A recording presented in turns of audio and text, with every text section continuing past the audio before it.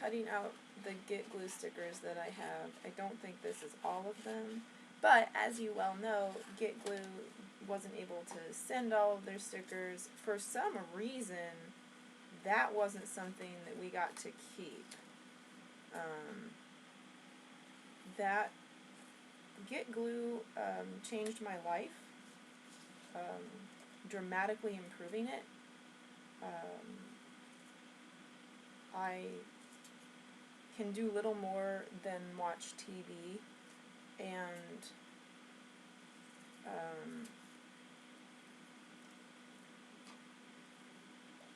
in a non-scrolling, like in an old forum type of format,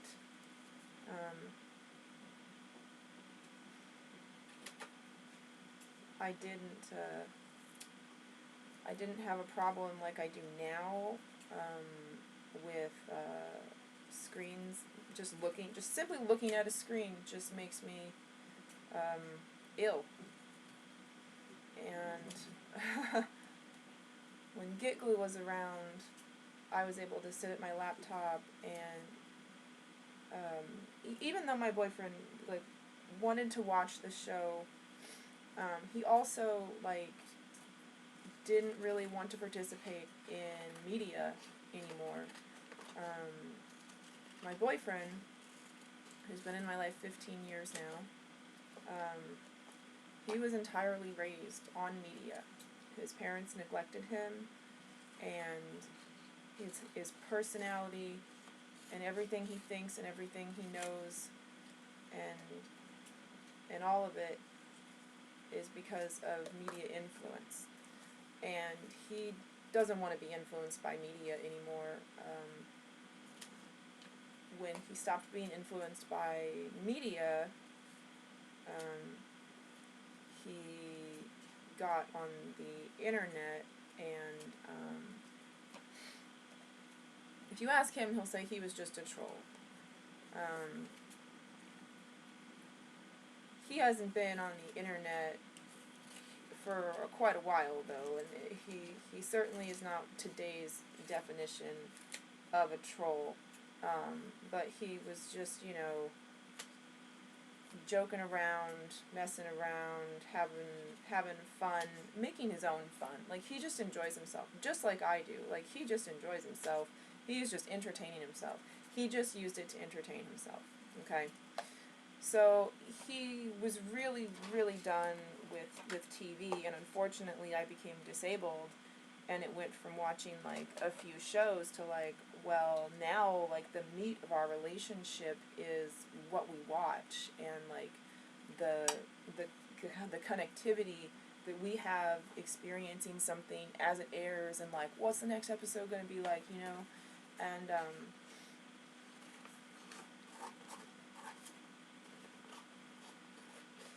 and of course, for several years of our relationship, we lived in an upstairs bedroom of his parents' house, and I was pretty much bedridden, and he cared for me entirely. He also worked full-time, and is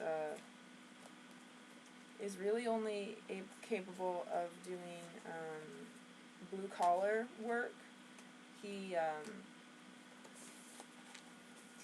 doesn't have the people skills or the like just the ability to like problem solve, and like he doesn't know what to do until he's told what to do. He follows rules very, very well, and is the most trustworthy person you will ever meet on the face of this planet, I think. His work ethic is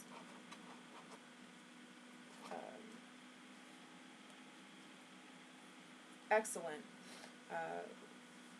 whether or not he is doing something that he enjoys doing or just mindless repetitive tasks. He does everything to the best of his ability, and he's a really wonderful person. So he wanted to enjoy TV with me, but he was exhausted from working, from doing the laundry, from doing the cooking, from taking care of our 4 problem child cats. And he had no life outside of me, aside from periodic contact with an old friend of his from childhood that they used to make movies together and enjoy music and video games, and a new friend who entered his life because he sexually desired my ex-boyfriend.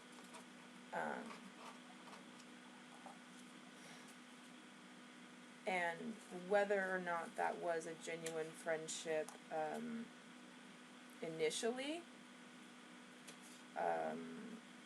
doesn't mean that it didn't become a genuine friendship when he realized that he wasn't going to get any. But this friend of his,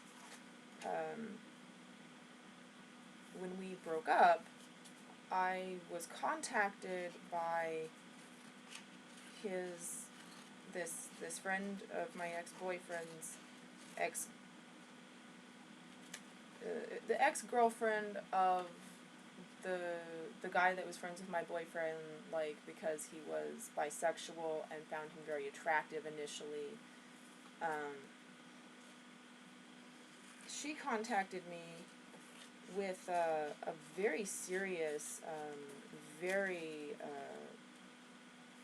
troubling warning that she knew this man who had befriended my naive and simple boyfriend. She knew this man and had witnessed this man on several occasions get straight, attractive male friends of his, very drunk, and then coerce them into having sexual relations with him. And that is a sexual predator. That is a rapist. And so I took that very seriously. Like, she and I were not like friends. We were just like minds. Like, she set up a table to get donations to pay for medical bills for a cat that she rescued, that its life could be saved if only there was enough money. And she rescued cats that otherwise would have just been put down. And so when she opened up a little thing outside of her place of employment, a little stand selling vegan treats, I was like, absolutely, and really, like, not much other contact. However, when the cat of the owners of Glitter Hell became very sick, and they thought that it was very serious, and they made a specific shirt to raise money for that cat's medical bills. I purchased that shirt, and as it turned out, their cat was okay. It was like, it could have been the worst thing, and yet it wasn't, and it was just like this, like, miracle thing. And I just, like, I got that shirt in the mail while I was homeless, and I looked at that shirt, and I thought, like,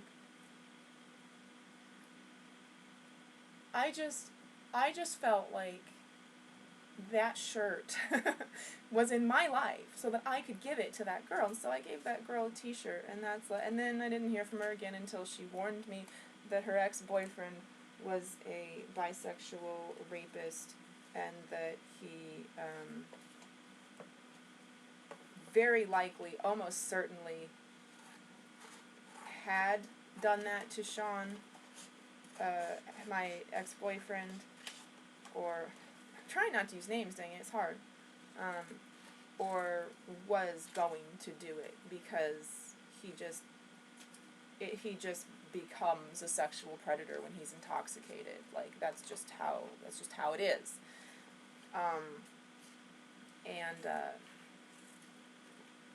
And so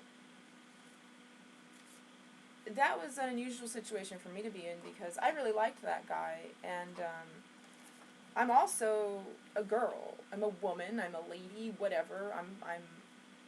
I look like me, and at every opportunity,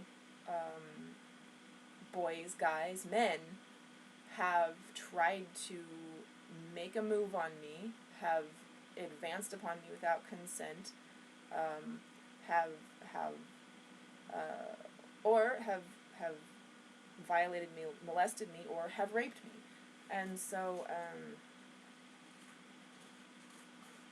I honestly didn't even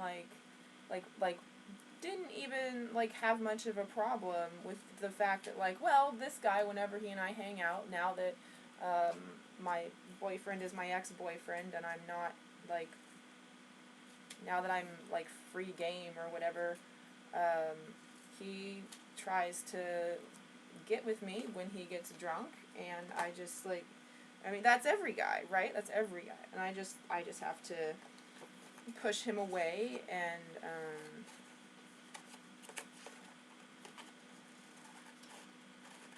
the other thing that's interesting about this situation, this is my friend. Like, I adore this guy. This guy that I've just been warned is a sexual predator preying upon my ex-boyfriend, who is my beloved, the love of my life. Like, I would kill for him, and good luck trying to kill me if the situation is you've got to go through me to get to him. Because I ain't here to die. I'm nobody's martyr. But you know, he and I were broken up, and he maintained the friendship with it was a mutual friend of ours, and this guy is artistic and creative, and I really liked him. I thought he was physically attractive. I wouldn't touch him with a 10-foot pole. There's a lot of people who are physically attractive, you know. This was purely a friend of mine and would never be anything more. And our friendship continued, and it was fine mutually. However, once I was single, the friendship became more,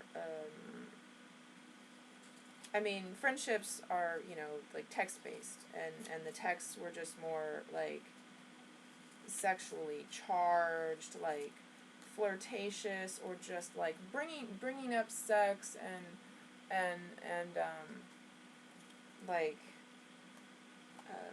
mind in the gutter, like, lewd, just so much mostly that, instead of, like, anything, like, worth talking about, sort of, except that, like, I, having identified as a male for the majority of my life, was, like, perfectly, like, comfortable. Like, sure, I can, like, be, like, a bro in the gutter, like that, like, I'm, like, like, I'm an expert at objectifying and, imagining every, you know, like, I was I recognized toxic masculinity. It didn't have that name, but I recognized that, and it was something that I had to deal with and navigate,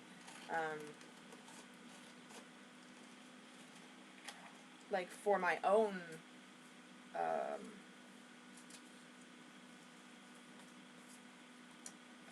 personal journey, you know, like, man, like, as soon as I, like, drop the girl act, like, I'm just, like, a disgusting creature, you know, and so I just really didn't think anything of it. I did not make a connection that like he was someone who was dangerous to others. And something that you should know about me, I guess, is that, like, despite having been advanced upon, molested, and raped in my life, I do not identify as a victim, and I have routinely been in situations like that. The women in my life, the females in my life, are like, what the fuck are you thinking? Like, you can't be doing that, you're a girl. And I'm like, okay, well, I didn't have, like, any fear whatsoever about being raped because I went over to, like, my friend's house and hung out with a couple of his guy friends, you know? But, like, that is something that happens, and,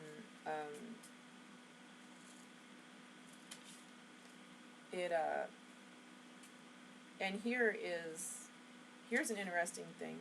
The local police have been, involved in my life because I've been, a victim of so much abuse, that when I am with guy friends, police will approach me and ask me if I'm okay and give me an opportunity to just leave the situation if I'm not safe. And, like,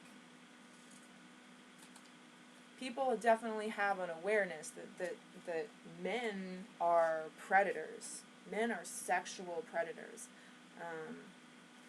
People do not seem to have that awareness about women. However, women are the most cunning sexual predators of them all. And I know this from having witnessed it, observed, monitored, scientifically studied the behavior of women. Like I said, I do not identify as a human. I do not identify as a female. I do not identify as a male. I do not identify as a age. I do not identify as a race. So I am studying everything my whole life from a very young age, observing and understanding and learning how to fit in among society, but I am not of it, so many of its rules simply do not apply. However, women are very much sexual predators, and it is an interesting, is this recording? Yes. It is an interesting phenomena that truly all it really takes for someone to be a sexual predator is for them to have been sexually active.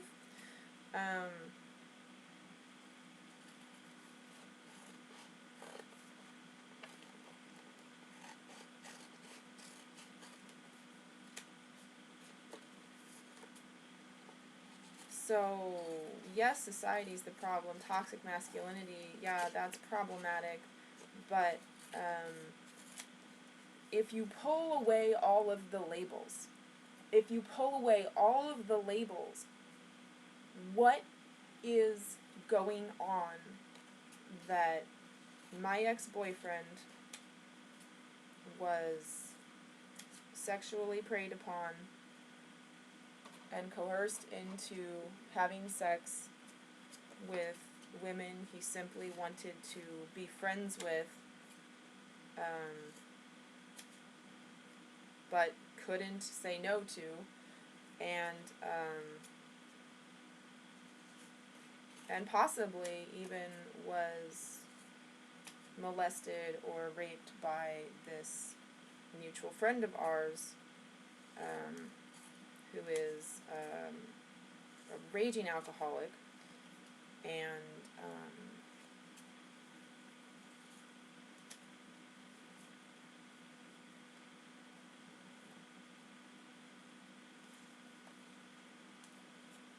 who very likely also is himself a victim of sexual abuse, and may not remember it or may remember it, and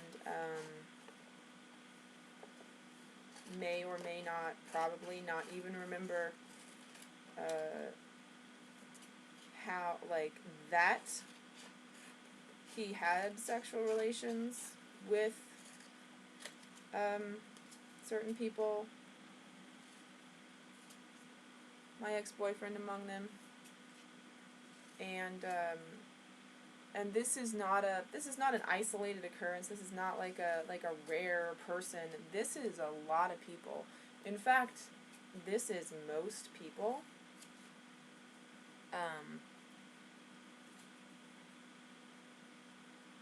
Alcohol seems to play a large part in people becoming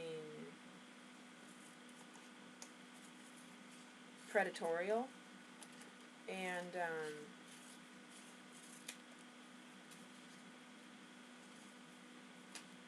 so I do not support or engage or imbibe of alcohol, and I do not condone or desire to just have any, to have my consciousness altered by any chemical.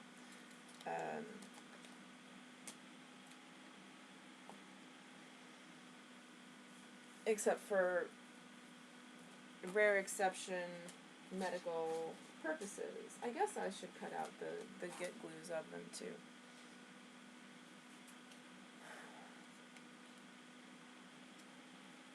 What is that? That's interesting. Like some production stuff. Gosh, it is just like so amazing that like get glue existed. Like we got free stickers. Like we logged on and watched TV together. Something that you usually do alone.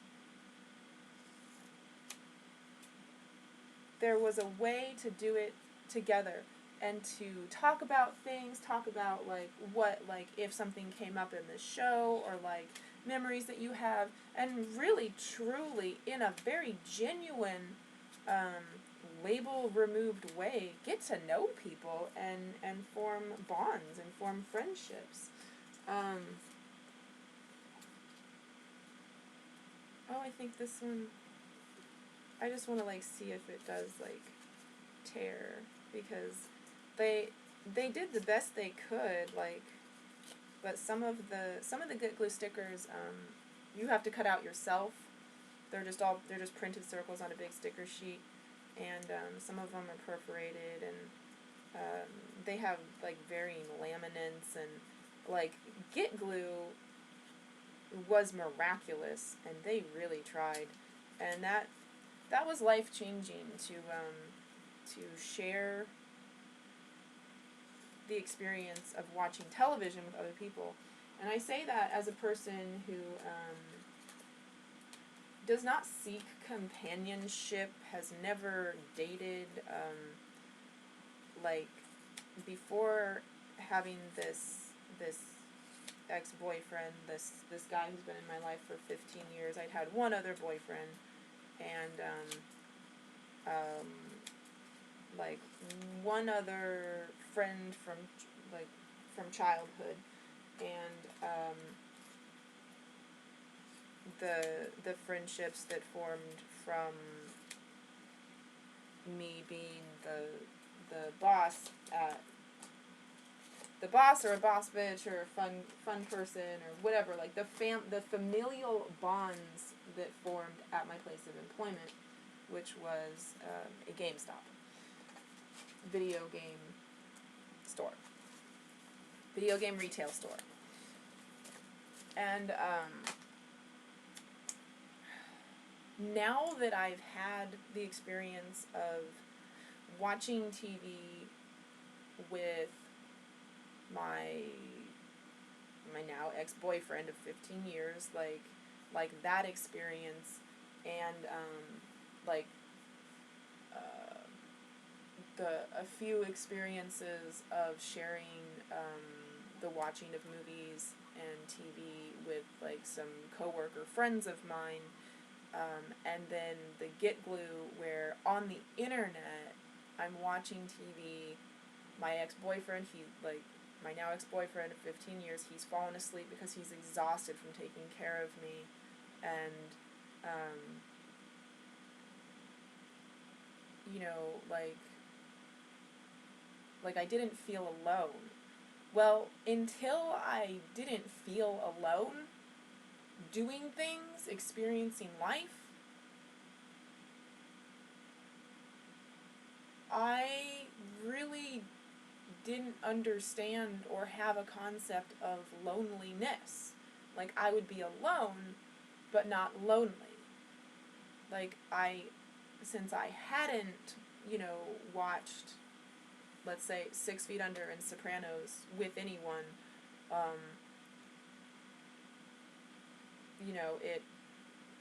it just, well, I did watch some of 6 Feet Under with someone, and Sopranos, some of it with someone, but,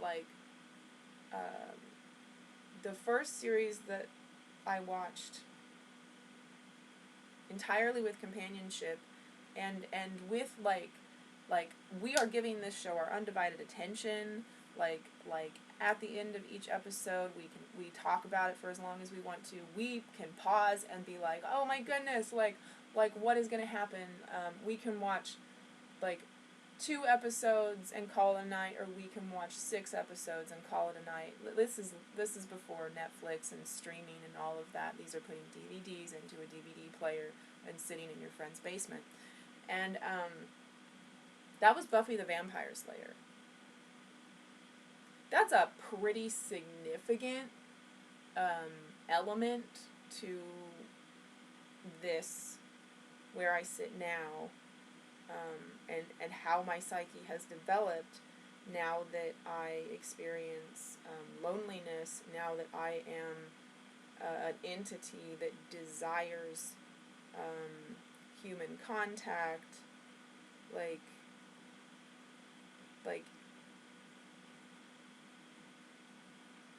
after enjoying life, watching TV, movies, and listening to music with someone, watching TV, listening to music, and watching movies alone just, doesn't feel like anything.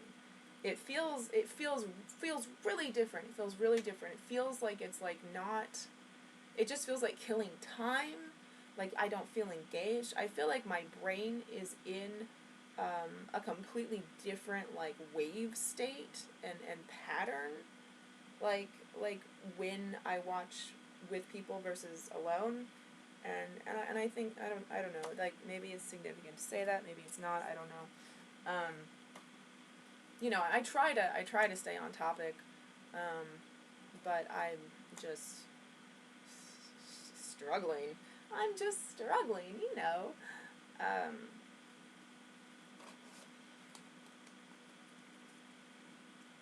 But yeah,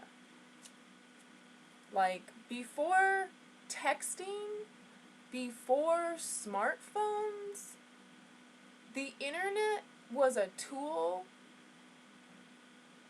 to connect like minds. And one of the things that connects people is media. But when everyone is exposed to the same media, everyone's seen it. Everyone likes all the same things, and I'm from a time when, absolutely no one else that I knew what Invader Zim was before I told them. No people my age were watching it. Kids weren't even watching it. I mean, how Invader Zim aired, good luck catching it. And, it was at first remarkable and meaningful when I met someone in real life who knew what I was talking about. Even just knew that it existed. Or if I met someone in real life and, how that happens is just, I quote Invader Zim a lot. A lot. I live because of Invader Zim. I would have committed suicide long ago if I wasn't looking forward to the next episode of Invader Zim, okay?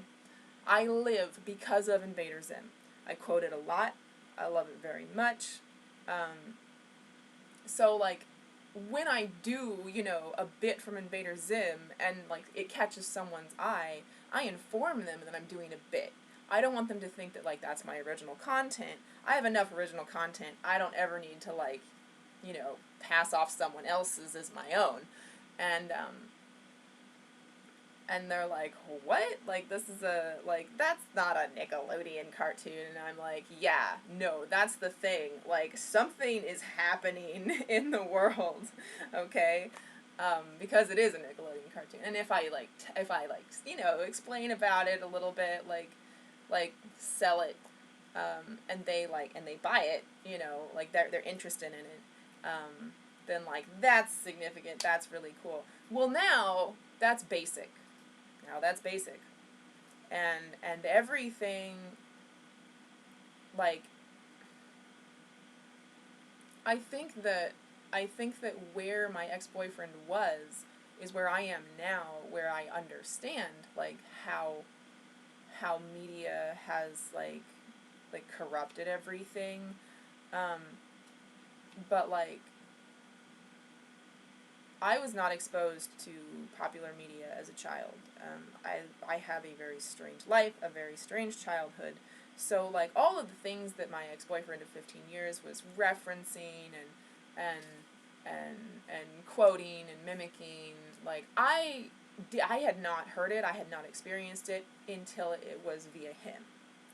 So, a whole lot of my world, a whole lot of the world was, like, handed to me from this one person. And now that I'm trying to, like, extract myself from him, I'm like only this is the first year, and we've been separated since 2013. This is the first year that, like, I decided I'm going to watch things and not wait for him to be in the right mood to enjoy watching something with me. And I'm going to enjoy something when it airs, when it comes out, instead of waiting for him. Because for years, I was waiting for him for a long time. And,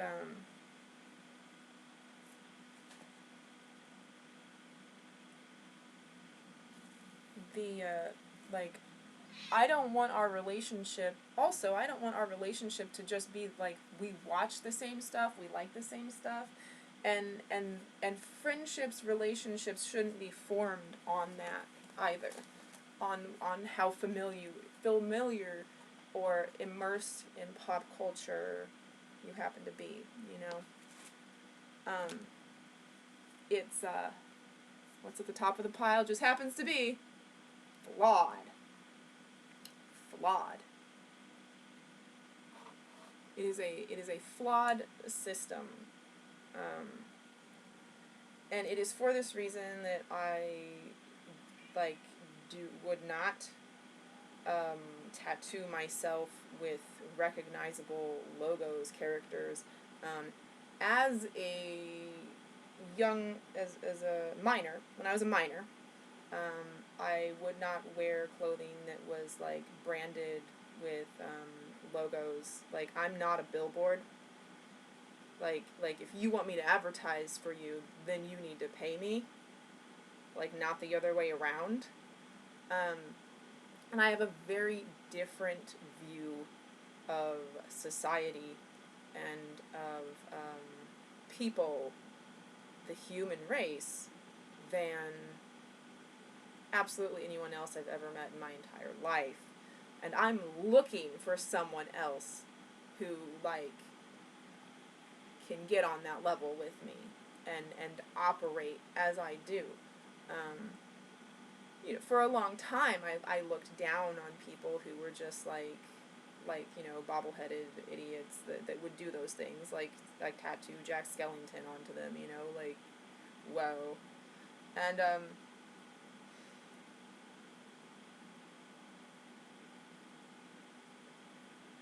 I don't look down on myself for enjoying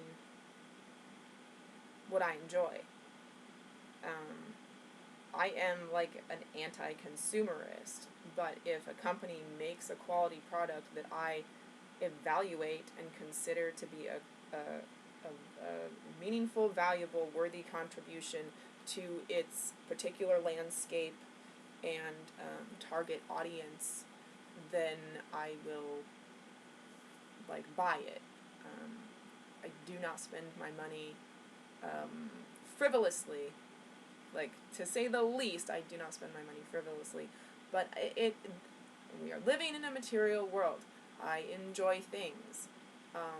I don't fault myself for enjoying things. However, my ex-boyfriend of 15 years very much rejects the physical world. He does not like having things. He does not like that I have things. He doesn't like wasting his time playing video games or watching a movie or TV, you know, like there's very, very, very little that he will do, like, on the internet. Like, it's, so he's a very different, like, person. And, like, when you don't participate in society via the internet, and you don't participate in society via being in society, like, other than behind the cash register at your job, like you just, like, aren't up to speed, like, you aren't up to date. And, like, it's weird with the same age, but it's like he's, like, a lot older than I am, and also a lot younger than I am, because, like, he doesn't, I don't know, but anyway, he looks down on me because I watch so much TV and movies and stuff. I only do that because that's what I am able to do.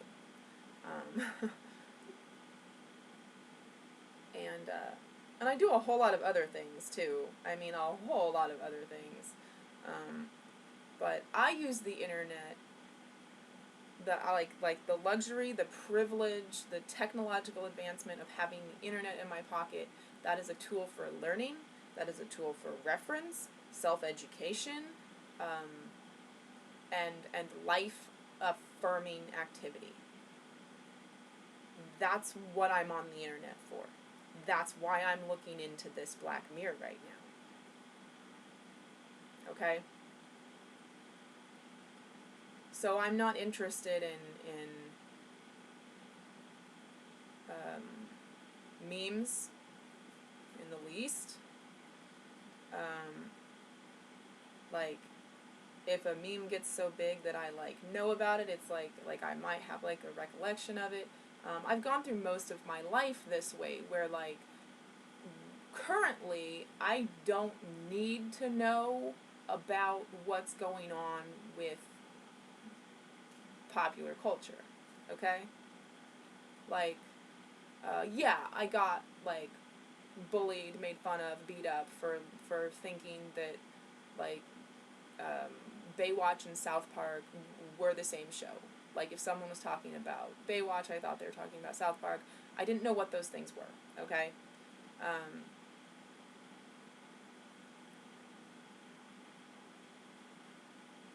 I'm not, like, from everything that I can see of me and of other people, okay, here's the thing, I'm better.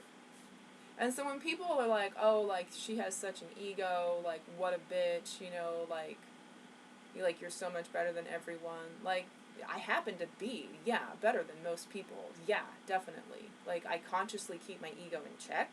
I know what I know. I speak confidently. I'm not wasting my memory or my attention or energy on like, frivolous novelties. I'm not sure, like, it's been very difficult to navigate being me and using the internet, and it's been a wild journey that I've actually formed meaningful connections and have meaningful long distance friends on the internet.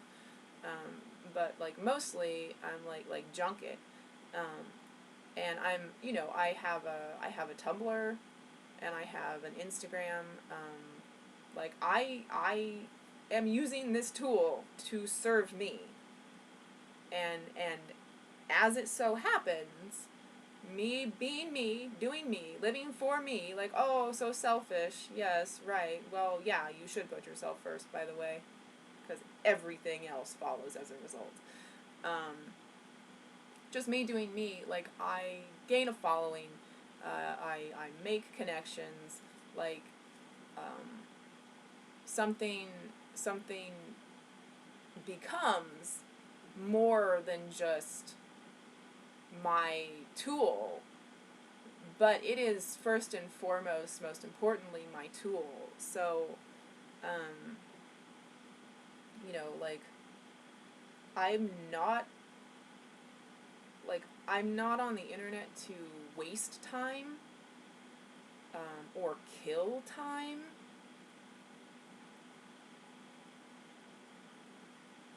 I'm not in the business of wasting time or killing time.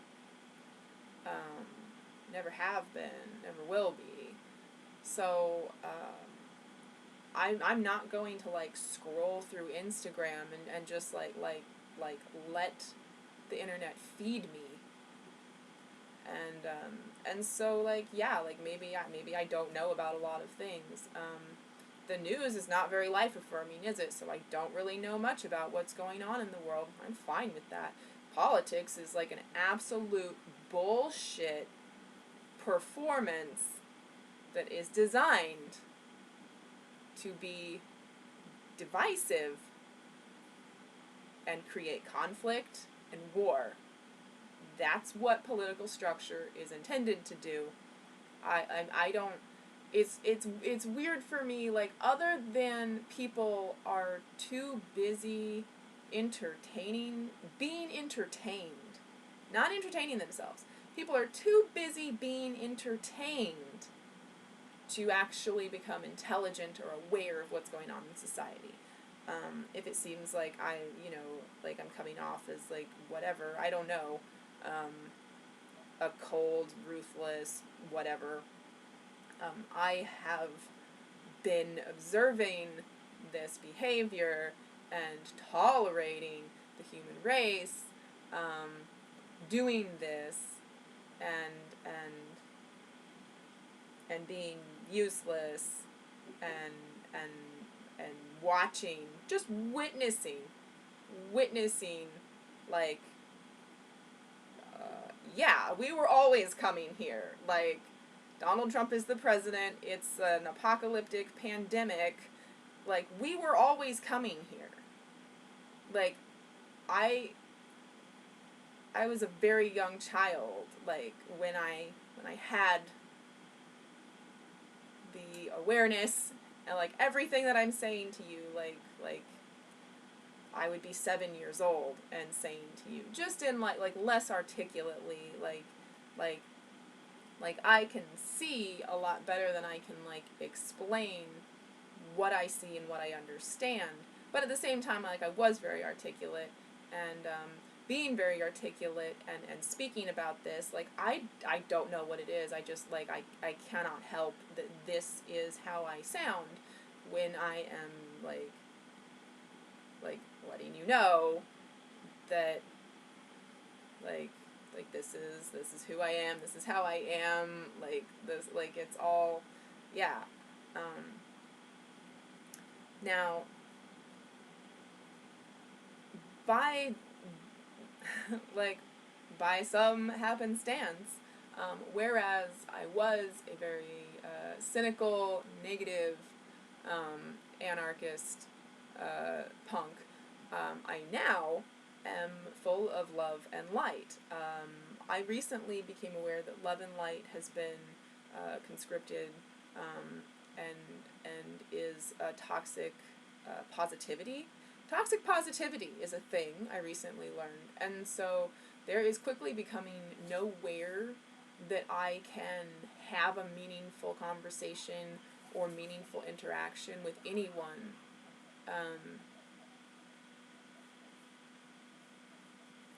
unless it's negatively charged. Like even to say love and light, like it's like, oh, you're one of those. It's like the same thing happened with like bro, like bruh, like bruh, like bro culture, you know, like the labels and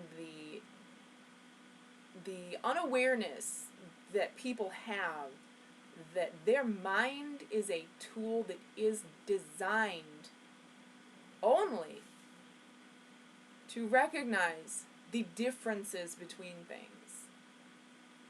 Like, the mind is the split, it is the division, and when you aren't aware of that, it seems to be, as I have observed for a great number of years, like, that's when you become judgmental, bigoted, racist, hateful, angry, suspicious, depressed, like, so I'm telling you, well, how did I get here? I'm telling you how I got here, because as far as I can tell, this is the way out. I came here and I was spirit. Like, whew, like really, really spirit. I was attacked and abused for all of my childhood, most of my teenagehood, some of my adulthood. Because I was abused, spirit got shut down and turned rather dark, and I was mind and then body. And body, like, barely at all. Like, the body needs to eat, the body needs to sleep. Like, does it sound like I'm, you know, like, that's how I thought of it. That, like the body, not very important at all. When I became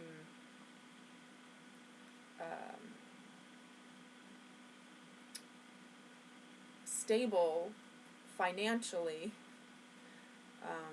and with my full-time job could meet all of my needs of paying my rent, having a roof over my head,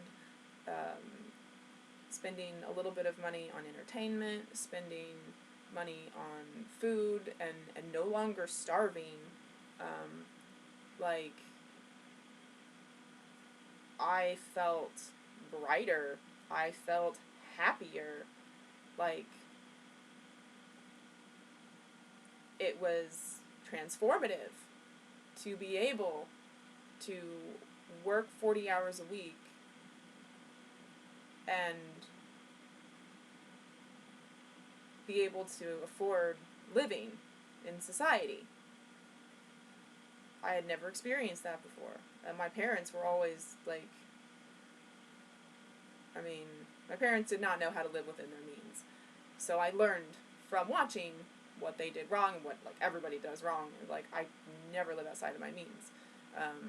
Like, to that end, like, as a side note, like, I have a dishwasher in my apartment. Well, not all places have dishwashers. And once I get accustomed to that luxury and that privilege, when it's taken away, I'm gonna feel like my life sucks. So I don't reach above my financial, you know, and that's been really good. So, once I had that stability and was like, I was working and hanging out a little bit with my coworkers and stuff, and but I was alone, finally alone, and able to process the trauma that I had been through, and I was alone, and I got my feet under me, And then I met my ex-boyfriend of 15 years, and I fell in love, and when I was in love, it was like spirit, whereas I had always been like intuitive and had, like extrasensory perception, like paranormal experiences and all of that, like spirit meant something very differently when love came into the picture. I truly had not experienced what love was before ex-boyfriend of 15 years. And not that people didn't love me, I was not capable of experiencing what love was. Which I think is the deal for a lot of us, because we're oppressed, we don't make enough money, we're working too hard, we're in over our head, and love doesn't get to have its learning journey. We're too busy surviving. And so whereas I had been mind, spirit, body, I became spirit, mind, body. And for a time, I was very, very happy. It was a very, very short time that I was very, very happy with the love of my life. Like, we were going to spend the rest of our lives together. Like, it was like, this is amazing. Like, he and I got together, and it's like the whole world, like, was brighter. It opened up, and like, the world, like, was, like, improving. And there was so much that we could look to and be like, things are getting better. Like, it's so much better than it used to be. Like, it's so much better than it used to be. And I'm excited about it getting better. And I want to know what I can do to make it even better, and how I can help, everyone. Like, what can we do? And I, when I became unable to work, I thought, oh, well, I can volunteer. Well, no. That body that I had neglected all my life, well, suddenly it was dying. No surprise, right? And so this crisis of body, forced me to put body first. And that didn't mean going to the doctor and, taking the pills and, that meant buckling down and educating myself, and diligently working to figure out natural, restorative, healing, medicinal, ancient healing modalities, alternative healing modalities, everything. So I am highly educated in the matters of body, the matters of mind, and the matters of spirit. I'm a very balanced individual.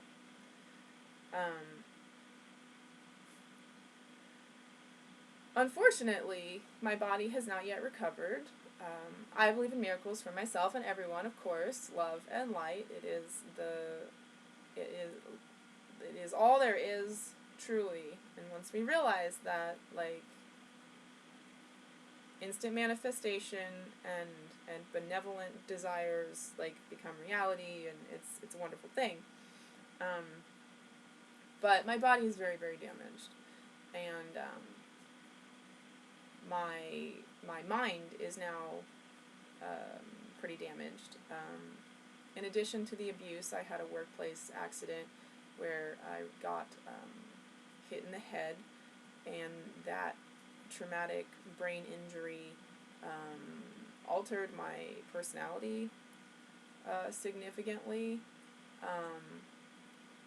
And that line, I think I'm dumb, or maybe just happy.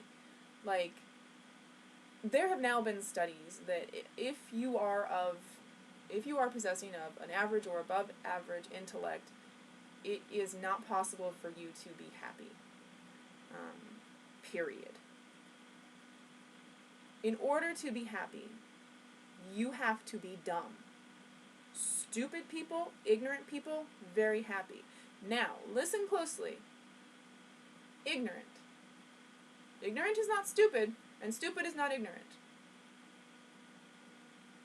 Ignorant is if you know of something, and you choose not to, like, acknowledge it or honor it. We think ignorant has, like, a negative connotation, right? Like, it's been stigmatized, right? But how about we just ignore everything that is negative? Like, yeah, I see it, but, like, it doesn't affect me. It doesn't bother me. Like, yeah, I hear you screaming at me, but I know that that's you. That's about you, not about me. Like, you know,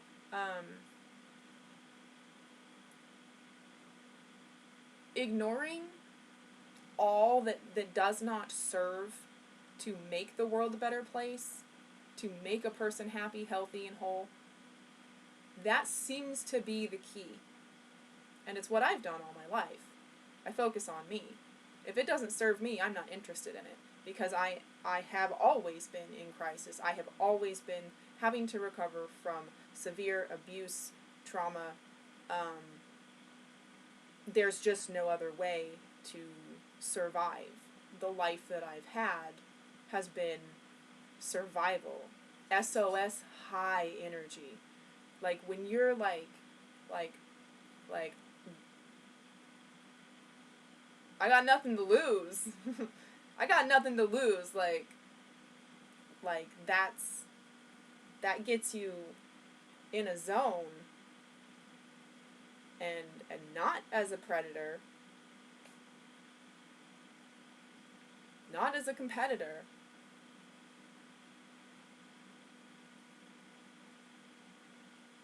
but as the master of your reality. And so,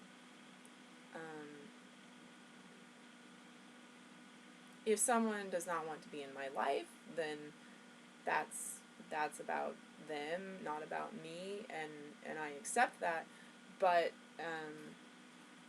the balance that I have now, where I don't ignore the body, that makes me subject to the chemical cocktail going on in my brain, and there are things that are now inescapable. Fight or flight is a prehistoric, is an ancient mechanism.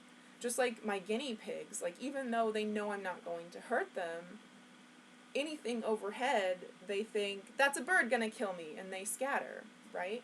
Well, now that I pay attention to the body, I'm not able to just, like, chemicals. Like, whatever, brain chemicals. But I very much have been doing that all my life. Like, oh, yes, I am attracted to that person. Well, pheromones. Are they wearing a perfume? Perhaps they are. I shall ask them. I'm not a normal person. I will never be a normal person. And I wouldn't want to be a normal person. And I'm not, like, weird or strange or kooky in any way that, like, that you think of, where it's like, oh, the weird girl, you know? Like, no. No, I'm something else entirely. But I'm here to say to you that you can be something else entirely as well. And it's not that difficult. And the first thing to do is to balance mind, body, and spirit. Because if you're living with imbalance between those, any of those, it will seek balance. And it will not go well. Perhaps it's not going well now.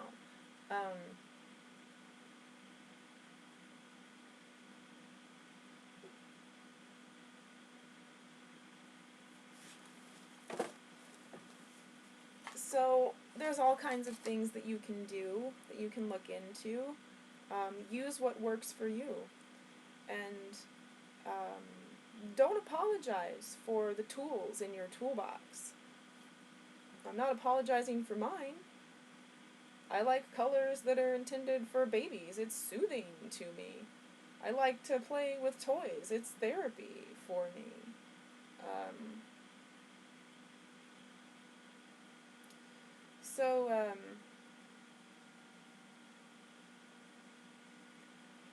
when I say don't judge a book by its cover,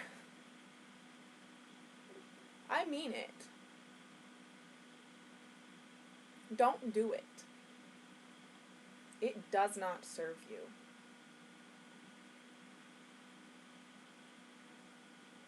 And don't judge yourself by your cover either. The title that someone wrote on you. The foreword that someone wrote about you. The review of you. Nothing in that book, in the book of you, matters except that story. Until I know your story, I don't know you. And I'm not going to assume that I know you or presume that I know anything about you. All my life, people look at me. They sure get shocked when they find out I was nothing that they thought I was based on their judgment of my appearance, no matter how I'm presenting at the time.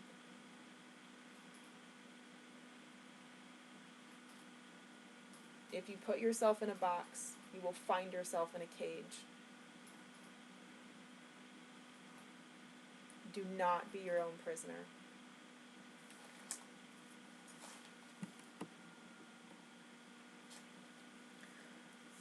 Okay, so wrap up. What is like the most important thing? Just ignore the negativity. Like, love and light. Expect people to be of love and light. And whatever it is that causes them to respond positively, to look upon the world as if it's a good place, do not fault them for it. Like, in passing, the people that you meet, like don't look down on a Christian. If a Christian says, "Oh, bless you," and they got the door for you, like if someone wants to pray for you, like, why does that hurt you? Why would that hurt you? Stop looking down on people for being positive when you do not see that the world is a positive place. That is the biggest mistake that I made in my life, I think. And unintelligent people, those are some of the happiest people ever. So don't look down on someone or judge them because they don't know everything you know, or when they speak, they don't sound intelligent. Maybe they don't sound intelligent when they speak, but maybe they sound very intelligent when they write. You know?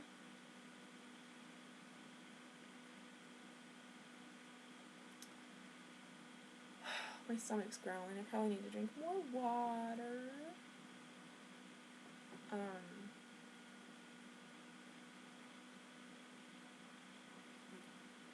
I'm pretty certain that I have everything needed to help absolutely anyone and everyone on their journey if they ask for and graciously accept my help.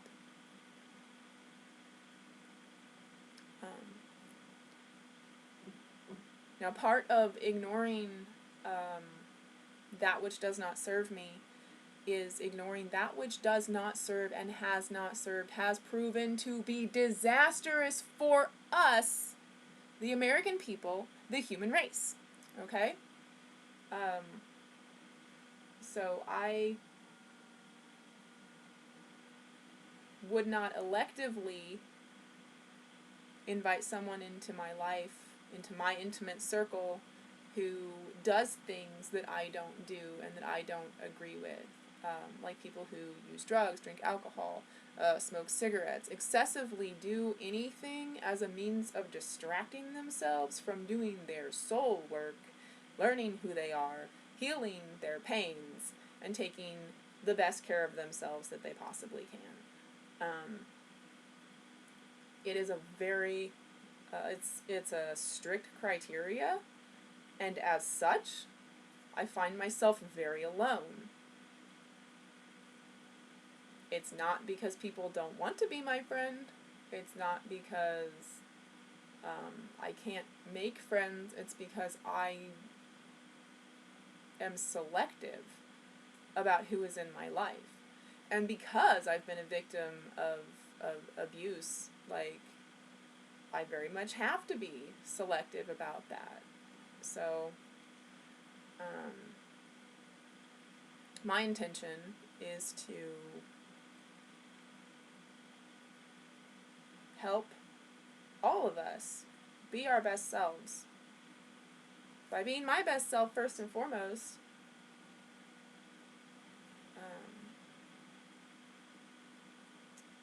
and to change the world dramatically, significantly. I am here to improve the situation, and given the opportunity, the power, the money, the miraculous healing of my body, the network, the group of friends, like, whatever.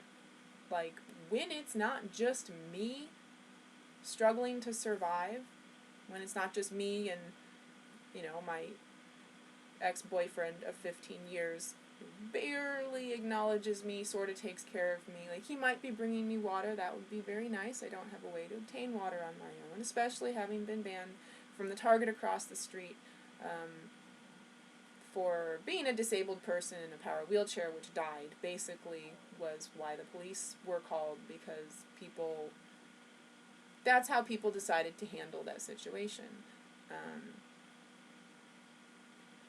So I say to you now, I am looking for legal representation in the lawsuit against the Overland Park Police Department. I do not do this in a vindictive way. I do not even want to do this, but this is my main objective in making the world a better place. I must do this. That the police would arrive on the scene, see me, looking like me, having gotten dressed, having put some degree of effort into my appearance, and not presently strapped in a power wheelchair. The police would not believe that I was a disabled adult citizen. They treated me wrongly. This happened because they made assumptions, because they are taught, they are trained to judge books by the cover. That is what a cop is trained to do. Think that they know what's going on as soon as they arrive, and act accordingly, and act quickly. So changes need to be made. The police don't need to be defunded or get less money. They need more money, because they need a lot of support in order to stop being a toxic presence in society.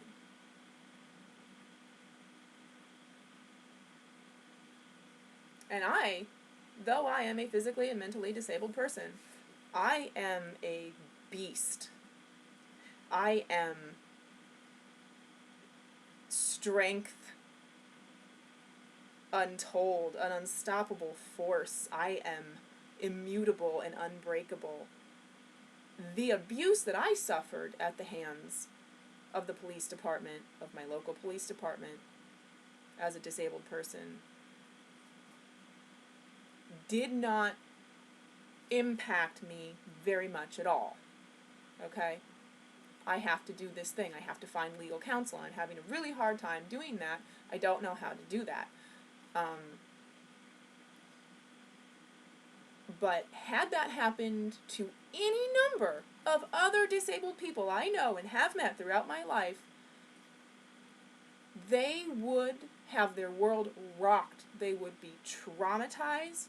They would have post-traumatic stress disorder. They would need to seek therapy and get very good therapy. They would have to have a strong network of support of friends and family in order to recover from that happening to them. And there's others of them who might not recover because there are disability conditions in which the body does not tolerate, does not withstand being handled roughly.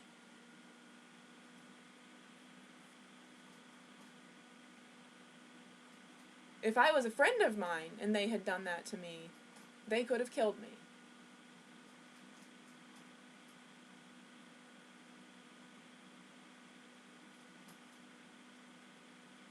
I know there's a whole lot of talk about, like, the mistreatment of black people by the police, of poor people by the police. There is no group of individuals, there's no group of people, there is no collective mistreated worse, more vulnerable, and more important than the disabled.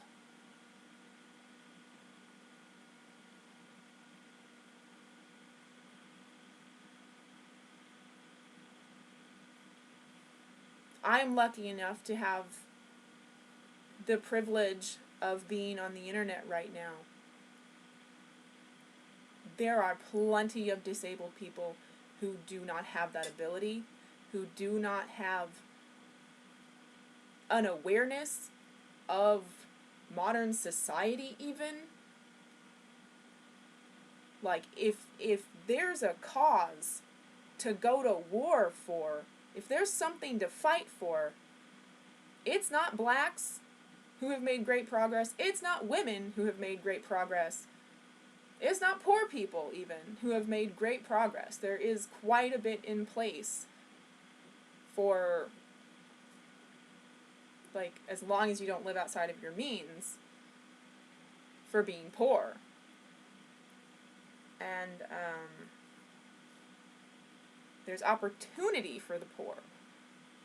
Like poor, this isn't a caste system. You're not born poor and poor for the rest of your life, and there's no other way. Like you can be born poor and become financially stable. That's what I'm saying. It's time for those other groups. It's time for the racial groups, for the gender groups, for all the trans and the bi and all of that noise to die down. You have made a lot of progress in a very short time. You know what hasn't made progress in a long time? Do you know who hasn't taken very many steps forward in history? The mentally and physically disabled.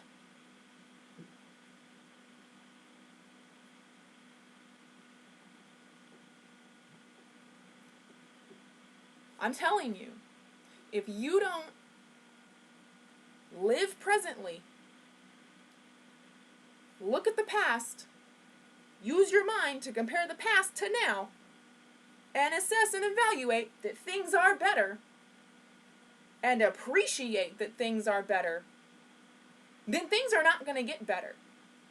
If it got a little bit better, and you immediately started griping about how it's not good enough, like, if there's some give toward your goal, take a beat to appreciate it. Alright? Because it's only by appreciating what you have that you ever get anything more.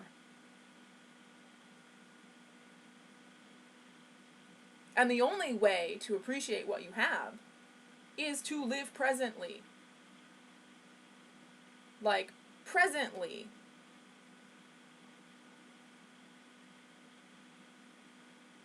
Where is my privilege? Find your privilege. Feel your privilege. Everyone has privilege. There's varying degrees. But if you don't look outside of yourself and compare your privilege to other people's privilege, then your privilege, your perspective won't be of less than.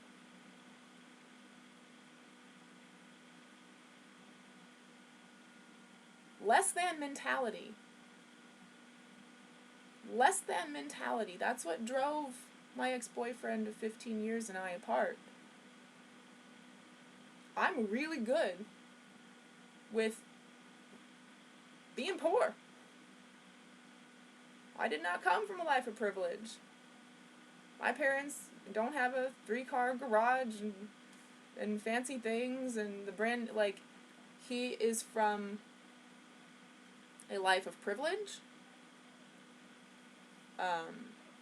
like very much on Easy Street, and his father isn't. His mother is an immigrant of Mexico. So his mother wasn't on Easy Street, but all he's known is having a lot. And choosing me means having a whole lot less. It's harder.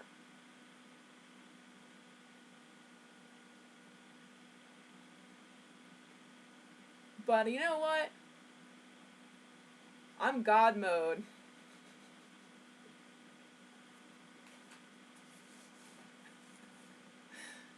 And that means you're just playing the hardest. You're just playing the hardest on Devil May Cry. Oh. Anyway, it's been good to be possessing of an articulate and present mind. It's been great to be able to verbalize. I don't know why, but I attribute this to the fact that I covered all of the mirrors in my house. I think that I'm not sure why, but it's helping. And, like, as long as I'm not wearing glasses while I'm making videos, like, I can kind of, like, keep myself in frame, but I can't really see myself. I don't really know what I look like. I'm not overly concerned with, like, how I appear. For one of the reasons is that it has never mattered how hard I tried, no matter how hard I try to fit in.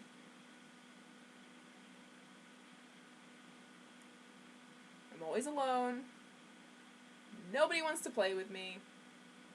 I'm still an alien. So, like, that was the liberation of being on disability for me. I appreciate it for that. I don't have to go to my clerk job and look. I don't have to look like something that I am not. And it's better. It's so much better. Because people are a lot less surprised and a lot less put off when, like, I do not appear to be, like, a privileged white snob. I couldn't help that was the uniform, you know? It's less of a rude awakening. I know it's probably jarring to look at. I know I'm not pretty, but, like, if you're judging a book by the cover, I don't want anything to do with you anyway. You're the problem. So I'm going to ignore you until you go away.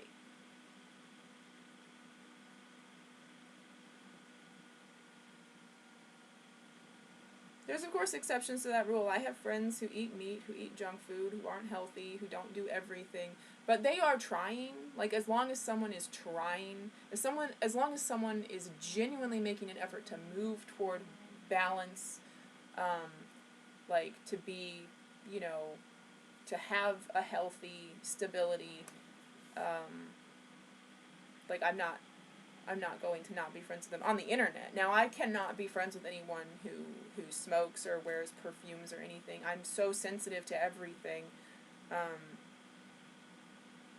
And then, of course, there's, like, people become dangerous when they drink and do drugs. So, obviously, I'm not going to have those people in my life either.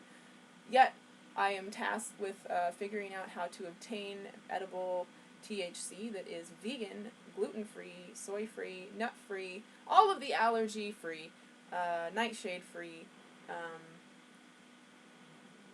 so that I do not spend days screaming bloody hell, disturbing the peace because of pain that my body is putting me through. So,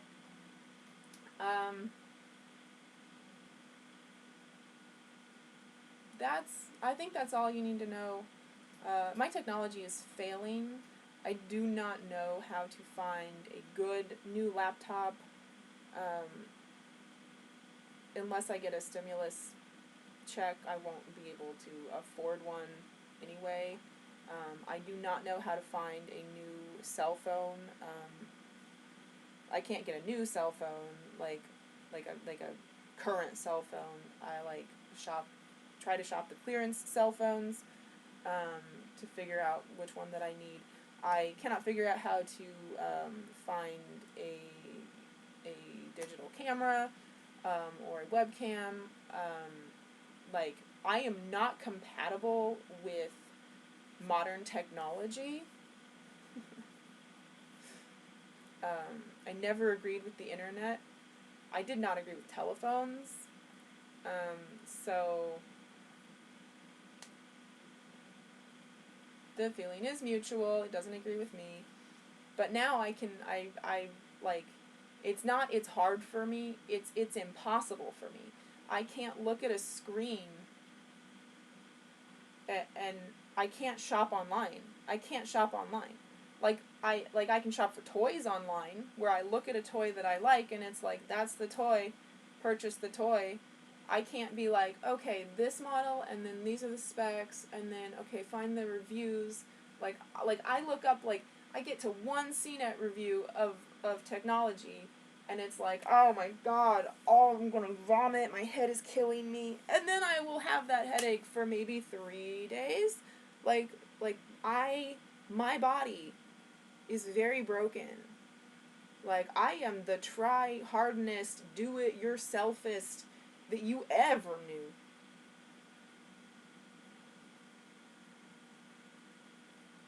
So if I'm asking for help, it's very sincere and it's very much needed. If I don't get that help, all my technology is dying. My laptop is from 2009. I think my phone is 4 years old, planned obsolescence. So I'm going to go away. When I disappear from the internet, that's why. So don't think that I killed myself. Please don't flip out and beg for me to come back, it would be cool if you could send, tell me, just, talk to me, keep me in the loop or whatever. That's nice. I like that, but, I don't want anyone else clinging to me because they were there for one of the times that my technology died and they thought I died. I don't want that anymore, okay? So, I think I've said everything that I need to say. I'm having a pretty good day. I got my message out.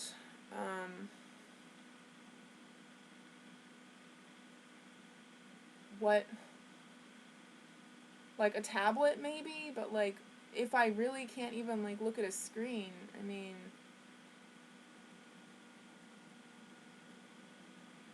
I can play Animal Crossing Pocket Camp. That doesn't make me sick. I can do it with one hand, my left hand, which is not my severely nerve damaged hand.